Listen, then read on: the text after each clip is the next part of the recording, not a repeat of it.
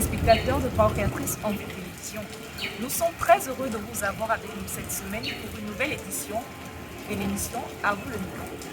Déjà la semaine dernière, nous étions sur le thème l'amour. Pour cette semaine, nous voulons que vous nous disiez comment faire aimer votre ennemi.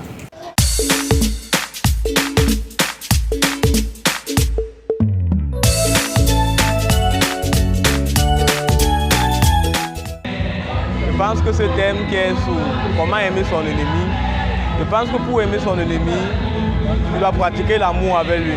Parce que le Seigneur nous enseigne dans sa parole que pour faire ce que son ennemi doit être faibli, tu dois manifester l'amour. Et cet amour allumera des charbons ardents sur sa tête et cela permettra à ce que tu auras la paix, tu vas l'aimer, mais l'homme de lui-même ne peut pas aimer son ennemi. C'est la grâce de Dieu qui permet à ce que nous puissions aimer nos ennemis. Que Dieu vous bénisse. Shalom. Je dois aimer mon prochain comme moi-même. Dans ses faiblesses, dans ses difficultés.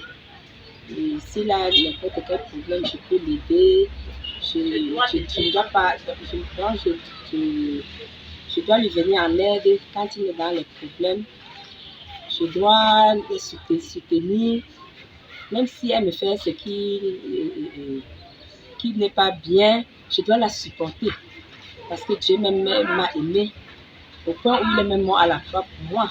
Il m'a montré cet amour d'abord, en mourant à la croix, en portant toutes mes faiblesses, tous mes problèmes, toutes mes difficultés. Pourquoi moi-même, je dois aussi aimer mon prochain comme moi-même? Parce que si je me rappelle de ce que Dieu a fait pour moi, je dois aussi porter cette personne-là comme moi-même. En cas de maladie, je dois lui venir en aide. Donc, je vais l'aimer comme moi-même. Dans ses difficultés, dans ses manquements.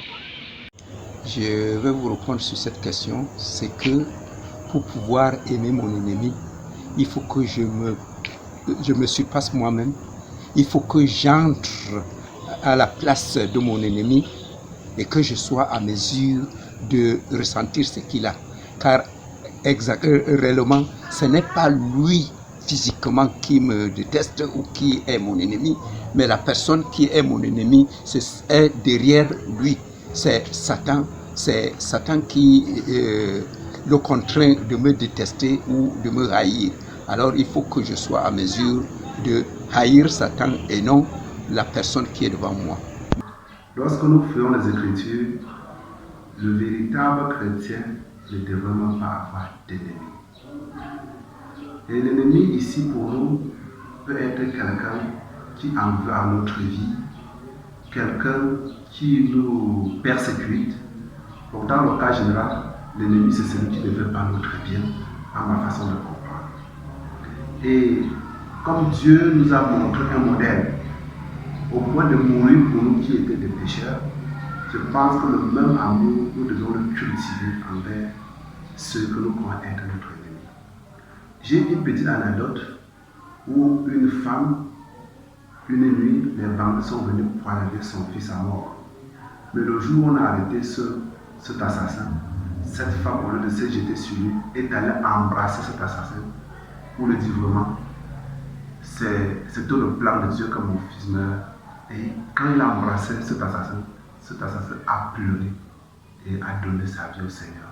Je pense que nous devons apprendre à poser le genre des actes face à nos ennemis, à venir les secourir quand ils sont dans la situation, à leur donner à manger quand ils ont faim. Et je pense qu'ils vont comprendre que Dieu est vrai. Ne cultivons pas la haine envers ceux qui nous persécutent, mais ayons de l'amour pour eux. Je pense que sur ce point, nous pouvions aimer nos ennemis et les tirer vers le Seigneur Jésus-Christ. Shalom.